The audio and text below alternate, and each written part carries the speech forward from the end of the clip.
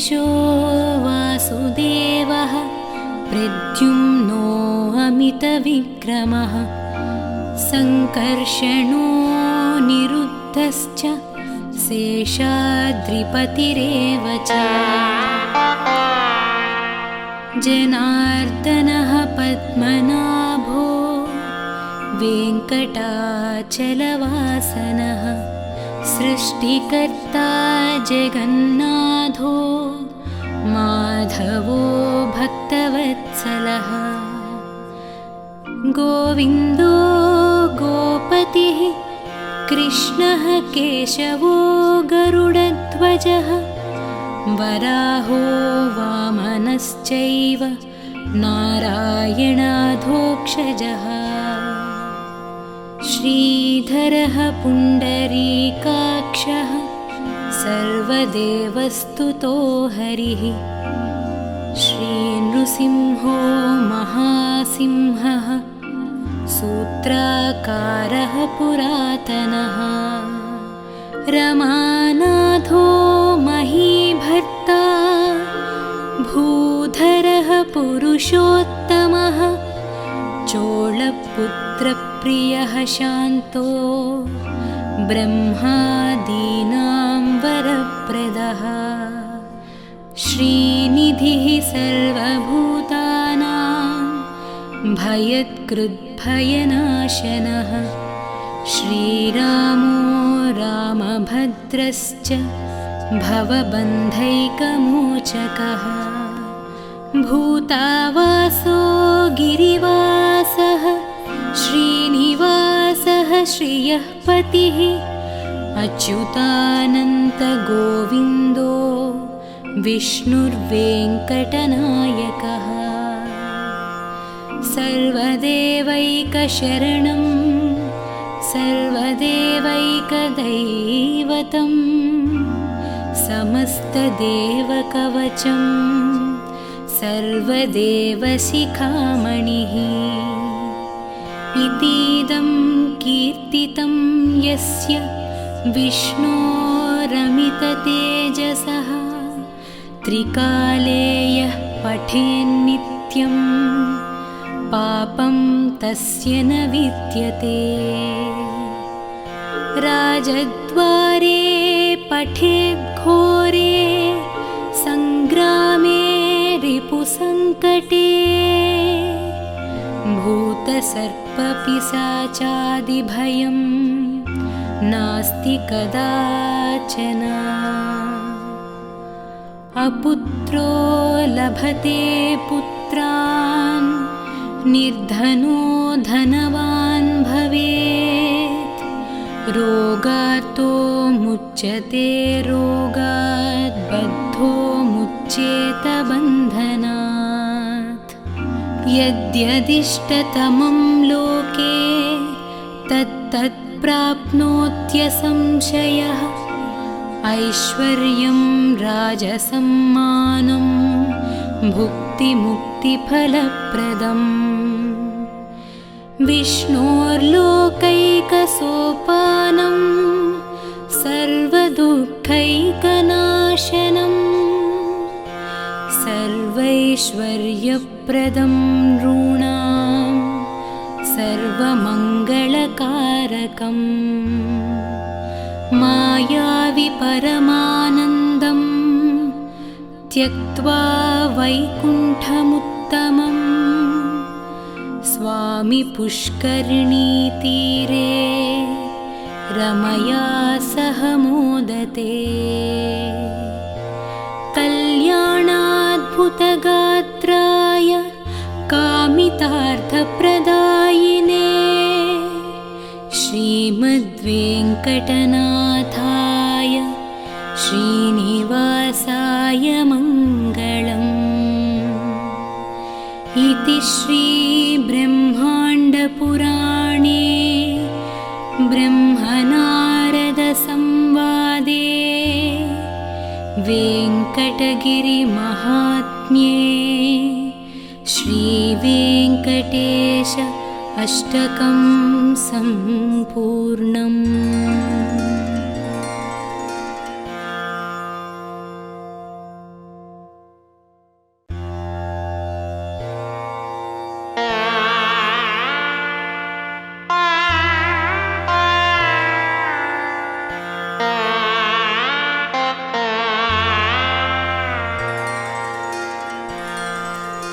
वेङ्कटेशो वासुदेवः प्रद्युम्नो अमितविक्रमः सङ्कर्षणो निरुद्धश्च शेषाद्रिपतिरेव च जनार्दनः पद्मनाभो वेङ्कटाचलवासनः सृष्टिकर्ता जगन्नाथो माधवो भक्तवत्सलः गोविन्दो गोपतिः कृष्णः केशवो गरुडध्वजः वराहो वामनश्चैव नारायणाधोक्षजः श्रीधरः पुण्डरीकाक्षः सर्वदेवस्तुतो हरिः श्रीनृसिंहो महासिंहः सूत्राकारः पुरातनः रमानाथो महीभर्ता भूधरः पुरुषोत्तमः चोळपुत्रप्रियः शान्तो ब्रह्मादीनां वरप्रदः श्रीनिधिः सर्वभूतानां भयत्कृद्भयनाशनः श्रीरामो रामभद्रश्च भवबन्धैकमोचकः भूतावासो गिरिवासः श्रीनिवासः श्रियः पतिः अच्युतानन्तगोविन्दो विष्णुर्वेङ्कटनायकः सर्वदेवैकशरणं सर्वदेवैकदैवतं समस्तदेवकवचं सर्वदेवशिखामणिः इतीदं कीर्तितं यस्य विष्णोरमिततेजसः त्रिकाले यः पठेन्नित्यं पापं तस्य न विद्यते राजद्वारे पठेद्घोरे सङ्ग्रामे रिपुसङ्कटे भूतसर्पपिशाचादिभयं नास्ति कदाचन अपुत्रो लभते पुत्रान् निर्धनो धनवान् भवेत् रोगार्तो मुच्यते रोगात् बद्धो मुच्येत बन्धनात् यद्यदिष्टतमं लोके तत्तत् प्राप्नोत्यसंशयः ऐश्वर्यं राजसम्मानं भुक्तिमुक्तिफलप्रदम् विष्णोर्लोकैकसोपानं सर्वदुःखैकनाशनं सर्वैश्वर्यप्रदं नॄणां सर्वमङ्गलकारकम् मायावि परमानन्दं त्यक्त्वा वैकुण्ठमुत्तमं स्वामि पुष्करिणीतीरे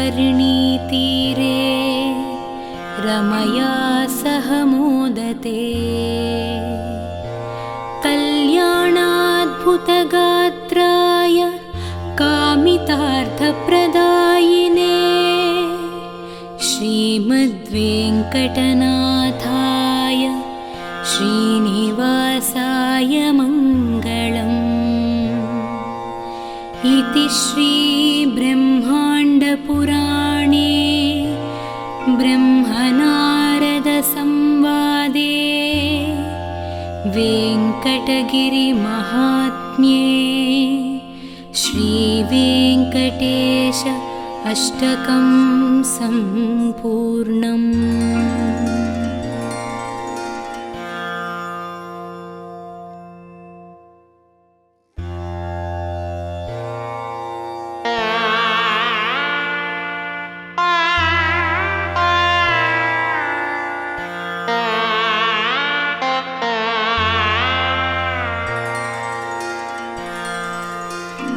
वेङ्कटेशो वासुदेवः प्रद्युम्नो अमितविक्रमः सङ्कर्षणो निरुद्धश्च शेषाद्रिपतिरेव च जनार्दनः पद्मनाभो वेङ्कटाचलवासनः सृष्टिकर्ता जगन्नाथो माधवो भक्तवत्सलः गोविन्दो गोपतिः कृष्णः केशवो गरुडध्वजः वराहो वामनश्चैव नारायणाधोक्षजः श्रीधरः पुण्डरीकाक्षः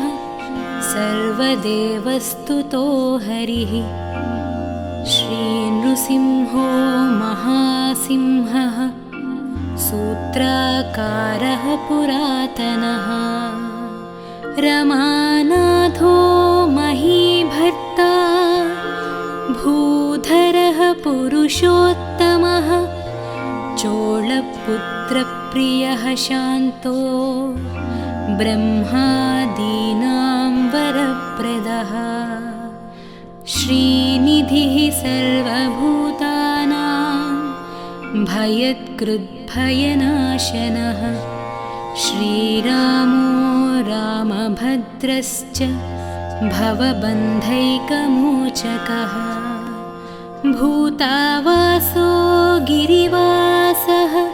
श्रीनिवासः श्रियः पतिः अच्युतानन्तगोविन्दो विष्णुर्वेङ्कटनायकः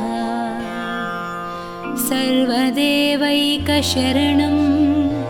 सर्वदेवैकदैवतं समस्तदेवकवचं सर्वदेवशिखामणिः इतीदं कीर्तितं यस्य विष्णोरमिततेजसः त्रिकाले यः पठेन्नित्यं पापं तस्य न विद्यते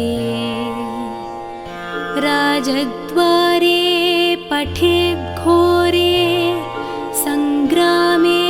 रिपुसङ्कटे भूतसर्पपिशाचादिभयं नास्ति कदाचन अपुत्रो लभते पुत्रान् निर्धनो धनवान् भवेत् रोगार्तो मुच्यते रोगात् बद्धो मुच्येत बन्धनात् यद्यदिष्टतमं लोके तत्तत् प्राप्नोत्यसंशयः ऐश्वर्यं राजसम्मानं भुक्तिमुक्तिफलप्रदम् विष्णोर्लोकैकसोपानं सर्वदुःखैकनाशनं सर्वैश्वर्यप्रदं नॄणां सर्वमङ्गलकारकम् मायावि परमानन्दं त्यक्त्वा वैकुण्ठमुत्तमं स्वामि पुष्करिणीतीरे रमया सह मोदते कल्याणाद्भुतगात्राय कामितार्थप्रदायिने श्रीमद्वेङ्कटनाथाय श्रीनिवासाय मङ्गलम् इति श्रीब्रह्माण्डपुराणे ब्रह्मनारदसंवादे वेङ्कटगिरिमहात्म्ये श्रीवेङ्कटेश अष्टकं सम्पूर्णम्।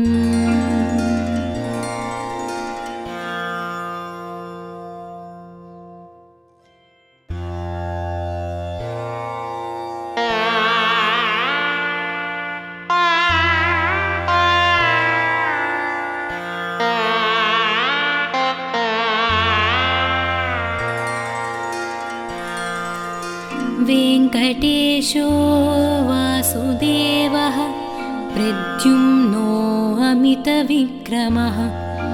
सङ्कर्षणो निरुद्धश्च शेषाद्रिपतिरेव च जनार्दनः पद्मनाभो वेङ्कटाचलवासनः सृष्टिकर्ता जगन्नाथो माधवो भक्तवत्सलः गोविन्दो गोपतिः कृष्णः केशवो गरुडध्वजः वराहो वामनश्चैव नारायणाधोक्षजः श्रीधरः पुण्डरीकाक्षः सर्वदेवस्तुतो हरिः श्रीनृसिंहो महासिंहः सूत्राकारः पुरातनः रमानाथो महीभर्ता भूधरः पुरुषोत्तमः चोळपुत्रप्रियः शान्तो ब्रह्मादीनां वरप्रदः श्रीनिधिः सर्वभूतानां भयत्कृद्भयनाशनः श्रीरामो रामभद्रश्च भवबन्धैकमोचकः भूतावासो गिरिवासः श्रीनिवासः श्रियः पतिः अच्युतानन्तगोविन्दो विष्णुर्वेङ्कटनायकः सर्वदेवैकशरणं सर्वदेवैकदैवतं समस्तदेवकवचं सर्वदेवशिखामणिः इतीदं कीर्तितं यस्य विष्णोरमिततेजसः त्रिकाले यः पठेन्नित्यं पापं तस्य न विद्यते राजद्वारे पठेद्घोरे सङ्ग्रामे रिपुसङ्कटे भूतसर्पपिशाचादिभयं नास्ति कदाचन अपुत्रो लभते पुत्रान् निर्धनो धनवान् भवेत् रोगार्तो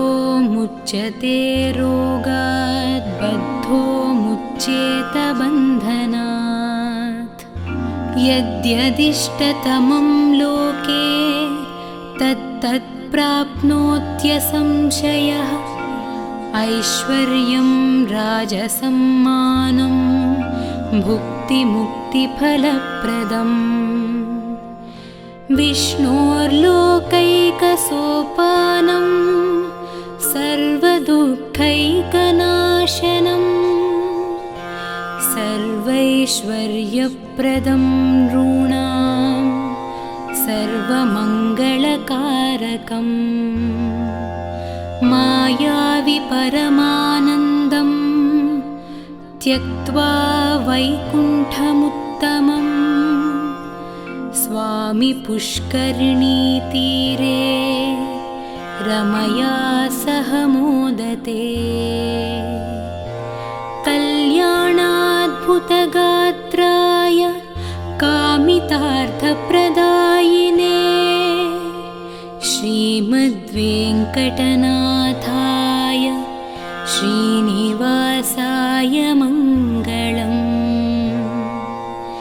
इति श्रीब्रह्माण्डपुराणे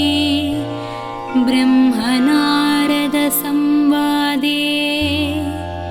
वेङ्कटगिरिमहात्म्ये श्रीवेङ्कटेश अष्टकं सम्पूर्णम्।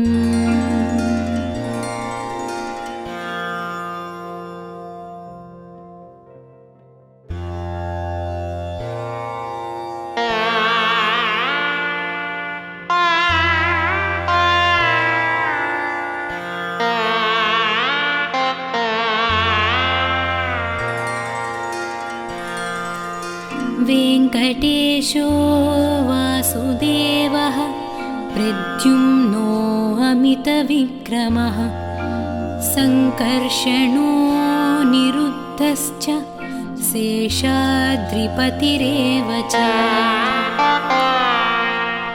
जनार्दनः पद्मनाभो वेङ्कटाचलवासनः सृष्टिकर्ता जगन्नाथो माधवो भक्तवत्सलः गोविन्दो गोपतिः कृष्णः केशवो गरुडध्वजः वराहो वामनश्चैव नारायणाधोक्षजः श्रीधरः पुण्डरीकाक्षः सर्वदेवस्तुतो हरिः श्रीनृसिंहो महासिंहः सूत्राकारः पुरातनः रमानाथो महीभर्ता भूधरः पुरुषोत्तमः चोळपुत्रप्रियः शान्तो ब्रह्मादीनां वरप्रदः श्रीनिधिः सर्वभूतानां भयत्कृद्भयनाशनः श्रीरामो रामभद्रश्च भवबन्धैकमोचकः भूतावासो गिरिवासः श्रीनिवासः श्रियः पतिः अच्युतानन्तगोविन्दो विष्णुर्वेङ्कटनायकः सर्वदेवैकशरणं सर्वदेवैकदैवतं समस्तदेवकवचं सर्वदेवशिखामणिः इतीदं कीर्तितं यस्य विष्णोरमिततेजसः त्रिकाले यः पठेन्नित्यं पापं तस्य न विद्यते राजद्वारे पठेद्घोरे सङ्ग्रामे रिपुसङ्कटे भूतसर्पपिशाचादिभयं नास्ति कदाचन अपुत्रो लभते पुत्रान् निर्धनो धनवान् भवेत् रोगार्तो मुच्यते रोगात् बद्धो मुच्येत बन्धनात् यद्यदिष्टतमं लोके तत्तत् प्राप्नोत्यसंशयः ऐश्वर्यं राजसम्मानं भुक्तिमुक्तिफलप्रदम् विष्णोर्लोकैकसोपानं सर्वदुःखैकनाशनं सर्वैश्वर्यप्रदं नॄणां सर्वमङ्गलकारकम् मायावि परमानन्दं त्यक्त्वा वैकुण्ठमुत्तमं स्वामि पुष्करिणीतीरे रमया सह मोदते कल्याणाद्भुतगात्राय कामितार्थप्रदायिने श्रीमद्वेङ्कटनाथाय श्रीनिवासाय मङ्गलम् इति श्रीब्रह्माण्डपुराणे ब्रह्मनारदसंवादे वेङ्कटगिरिमहात्म्ये श्रीवेङ्कटेश अष्टकं सम्पूर्णम्।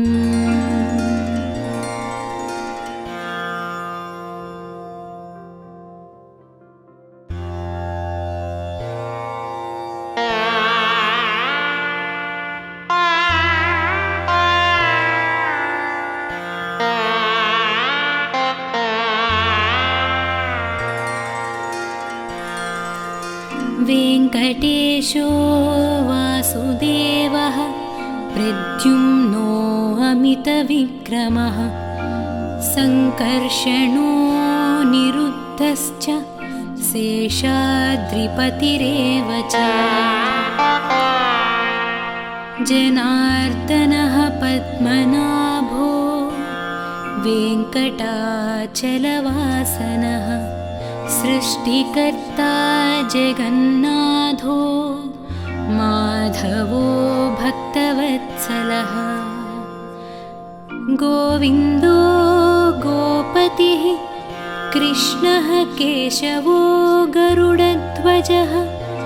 वराहो वामनश्चैव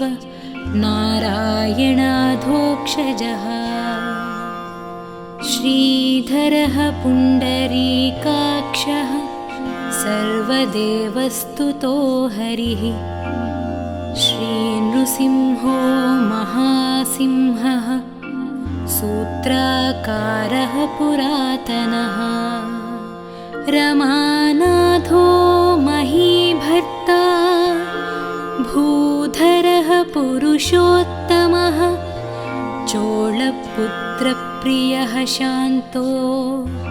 ब्रह्मादीनां वरप्रदः श्रीनिधिः सर्वभूतानां भयत्कृद्भयनाशनः श्रीरामो रामभद्रश्च भवबन्धैकमोचकः भूतावासो गिरिवासः श्रीनिवासः श्रियः पतिः अच्युतानन्तगोविन्दो विष्णुर्वेङ्कटनायकः सर्वदेवैकशरणं सर्वदेवैकदैवतं समस्तदेवकवचं सर्वदेवशिखामणिः इतीदं कीर्तितं यस्य विष्णोरमिततेजसः त्रिकाले यः पठेन्नित्यं पापं तस्य न विद्यते राजद्वारे पठेद्घोरे सङ्ग्रामे रिपुसङ्कटे भूतसर्पपिशाचादिभयं नास्ति कदाचन अपुत्रो लभते पुत्रान् निर्धनो धनवान् भवेत् रोगार्तो मुच्यते रोगात् बद्धो मुच्येत बन्धनात् यद्यदिष्टतमं लोके तत्तत् प्राप्नोत्यसंशयः ऐश्वर्यं राजसम्मानं भुक्तिमुक्तिफलप्रदम् विष्णोर्लोकैकसोपानं सर्वदुःखैकनाशनं सर्वैश्वर्यप्रदं नॄणां सर्वमङ्गलकारकम् मायावि परमानन्दं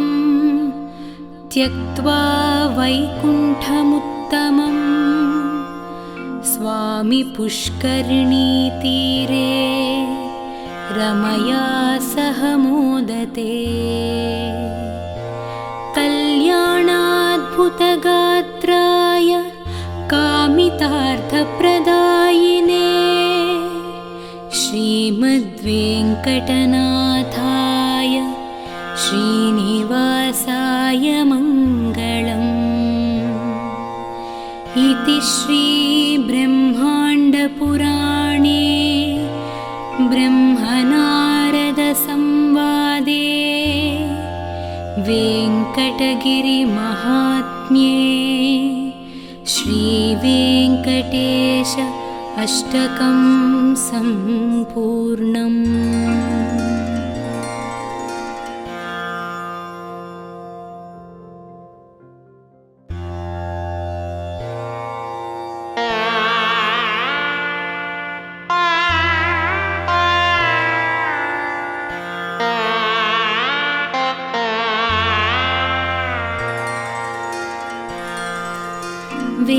वेङ्कटेशो वासुदेवः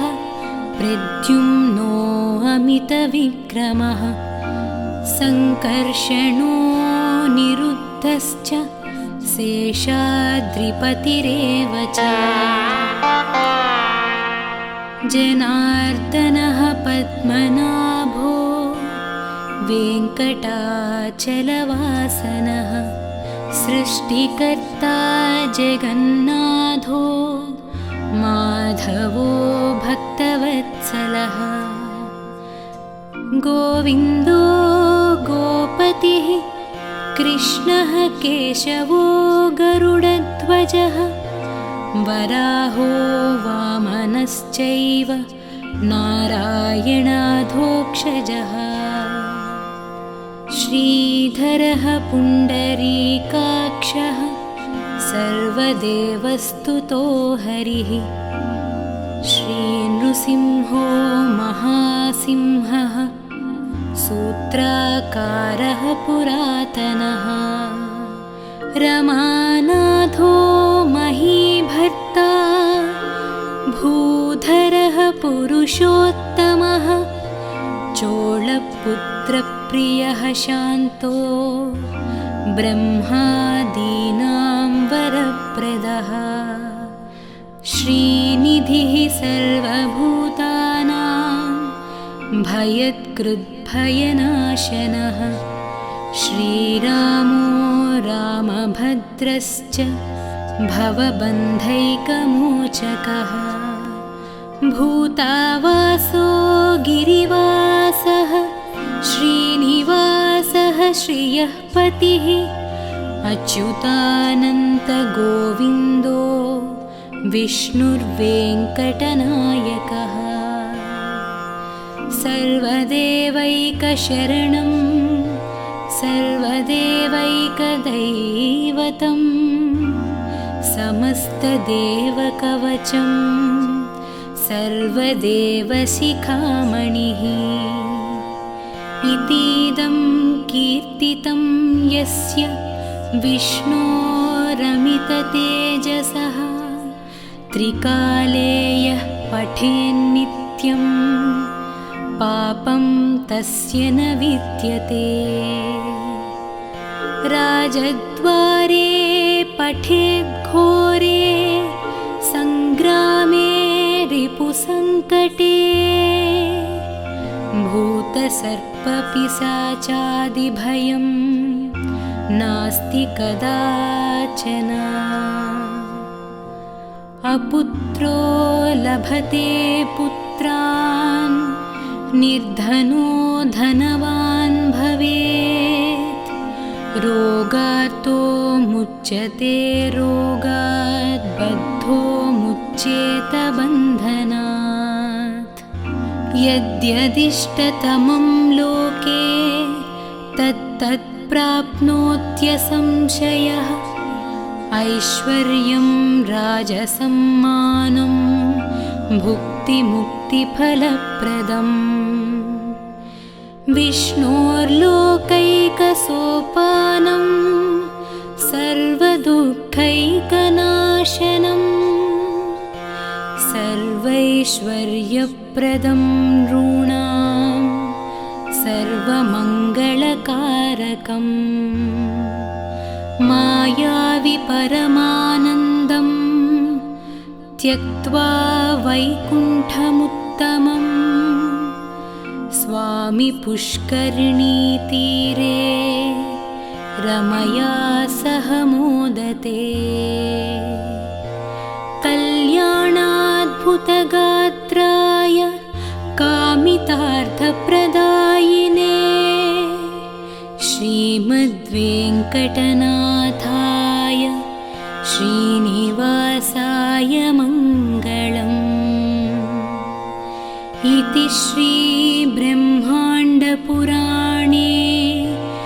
ब्रह्मनारदसंवादे वेङ्कटगिरिमहात्म्ये श्रीवेङ्कटेश अष्टकं सम्पूर्णम्।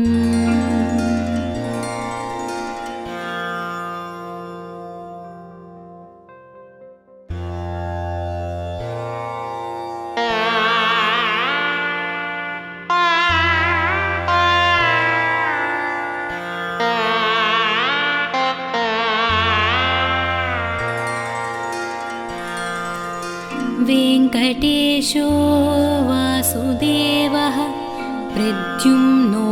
अमितविक्रमः सङ्कर्षणो निरुद्धश्च शेषाद्रिपतिरेव च जनार्दनः पद्मनाभो वेङ्कटाचलवासनः सृष्टिकर्ता जगन्नाथो माधवो भक्तवत्सलः गोविन्दो गोपतिः कृष्णः केशवो गरुडध्वजः वराहो वामनश्चैव नारायणाधोक्षजः श्रीधरः पुण्डरीकाक्षः सर्वदेवस्तुतो हरिः श्रीनृसिंहो महासिंहः सूत्राकारः पुरातनः रमानाथो महीभर्ता भूधरः पुरुषोत्तमः चोळपुत्रप्रियः शान्तो ब्रह्मादीनां वरप्रदः श्रीनिधिः सर्वभूतानां भयत्कृद्भयनाशनः श्रीरामो रामभद्रश्च भवबन्धैकमोचकः भूतावासो गिरिवासः श्रीनिवासः श्रियः पतिः अच्युतानन्तगोविन्दो विष्णुर्वेङ्कटनायकः सर्वदेवैकशरणं सर्वदेवैकदैवतं समस्तदेवकवचं सर्वदेवशिखामणिः इतीदं कीर्तितं यस्य विष्णोरमिततेजसः त्रिकाले यः पठेन्नित्यं पापं तस्य न विद्यते राजद्वारे पठेद्घोरे सङ्ग्रामे रिपुसङ्कटे भूतसर्पपिशाचादिभयं नास्ति कदाचन अपुत्रो लभते पुत्रान् निर्धनो धनवान् भवेत् रोगार्तो मुच्यते रोगात् बद्धो मुच्येत बन्धनात् यद्यदिष्टतमं लोके तत्तत् प्राप्नोत्यसंशयः ऐश्वर्यं राजसम्मानं भुक्तिमुक्तिफलप्रदम् विष्णोर्लोकैकसोपानं सर्वदुःखैकनाशनं सर्वैश्वर्यप्रदं नॄणां सर्वमङ्गलकारकम् मायावि परमानन्दं त्यक्त्वा वैकुण्ठमुत्तमं स्वामि पुष्करिणीतीरे रमया सह मोदते कल्याणाद्भुतगात्राय कामितार्थप्रदायिने श्रीमद्वेङ्कटनाथाय श्रीनिवासाय मङ्गलम् इति श्रीब्रह्माण्डपुराणे ब्रह्मनारदसंवादे वेङ्कटगिरिमहात्म्ये श्रीवेङ्कटेश अष्टकं सम्पूर्णम्।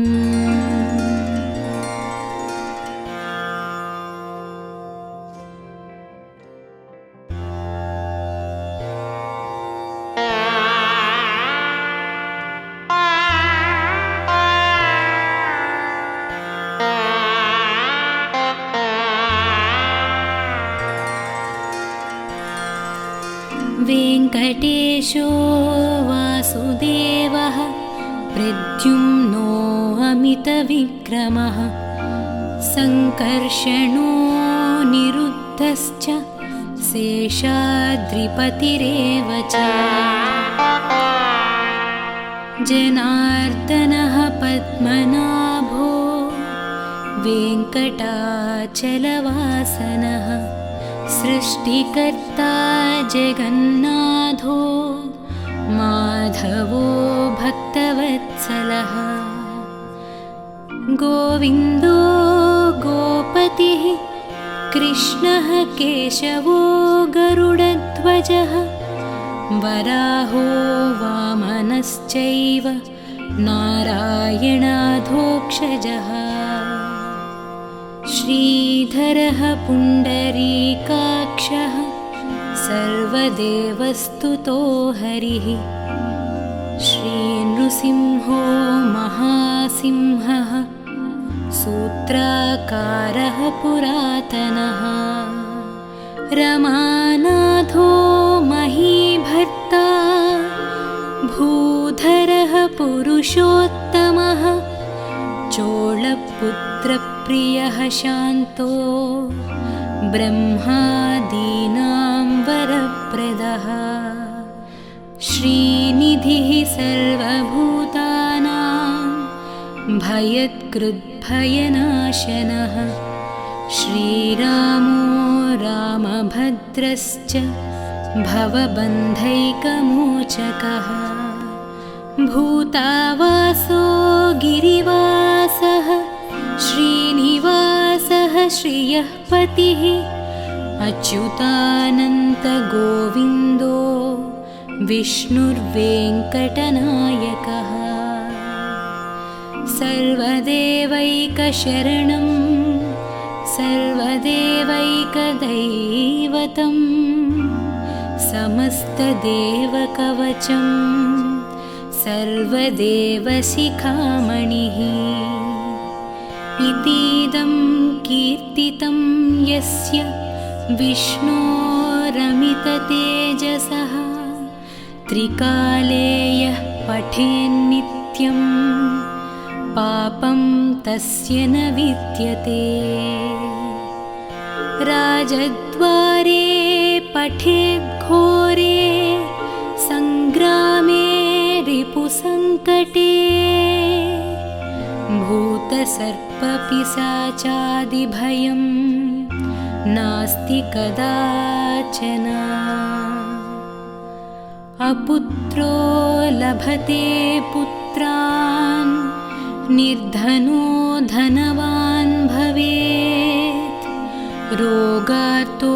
मुच्यते रोगात् बद्धो मुच्येत बन्धनात् यद्यदिष्टतमं लोके तत्तत् प्राप्नोत्यसंशयः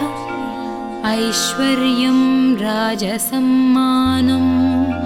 भुक्तिमुक्तिफलप्रदम् विष्णोर्लोकैकसोपानं सर्वदुःखैकनाशनं सर्वैश्वर्यप्रदं नॄणां सर्वमङ्गलकारकम् मायावि परमानन्दं त्यक्त्वा वैकुण्ठमुत्तमम् स्वामी पुष्करिणीतीरे रमया सह मोदते कल्याणाद्भुतगात्राय कामितार्थप्रदायिने श्रीमद्वेङ्कटनाथाय श्रीनिवासाय मङ्गलम् इति श्रीब्रह्माण्डपुराणे ब्रह्मनारदसंवादे वेङ्कटगिरिमहात्म्ये श्रीवेङ्कटेश अष्टकं सम्पूर्णम्।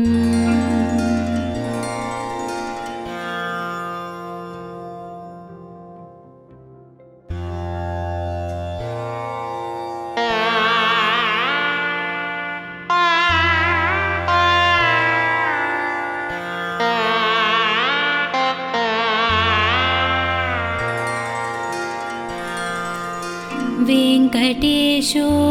वासुदेवः प्रद्युम्नो अमितविक्रमः सङ्कर्षणो निरुद्धश्च शेषाद्रिपतिरेव च जनार्दनः पद्मनाभो वेङ्कटाचलवासनः सृष्टिकर्ता जगन्नाथो माधवो भक्तवत्सलः गोविन्दो गोपतिः कृष्णः केशवो गरुडध्वजः वराहो वामनश्चैव नारायणाधोक्षजः श्रीधरः पुण्डरीकाक्षः सर्वदेवस्तुतो हरिः श्रीनृसिंहो महासिंहः सूत्राकारः पुरातनः रमानाथो महीभर्ता भूधरः पुरुषोत्तमः चोळपुत्रप्रियः शान्तो ब्रह्मादीनां वरप्रदः श्रीनिधिः सर्वभूतानां भयत्कृद्भयनाशनः श्रीरामो रामभद्रश्च भवबन्धैकमोचकः भूतावासो गिरिवासः श्रीनिवासः श्रियः पतिः अच्युतानन्तगोविन्दो विष्णुर्वेङ्कटनायकः सर्वदेवैकशरणं सर्वदेवैकदैवतं समस्तदेवकवचं सर्वदेवशिखामणिः इतीदं कीर्तितं यस्य विष्णोरमिततेजसः त्रिकाले यः पठेन्नित्यं पापं तस्य न विद्यते राजद्वारे पठेद्घोरे सङ्ग्रामे रिपुसङ्कटे भूतसर्पपिशाचादिभयं नास्ति कदाचन अपुत्रो लभते पुत्रान् निर्धनो धनवान् भवेत् रोगार्तो मुच्यते रोगात् बद्धो मुच्येत बन्धनात् यद्यदिष्टतमं लोके तत्तत् प्राप्नोत्यसंशयः ऐश्वर्यं राजसम्मानं भुक्तिमुक्तिफलप्रदम् विष्णोर्लोकैकसोपानं सर्वदुःखैकनाशनं सर्वैश्वर्यप्रदं नॄणां सर्वमङ्गलकारकम्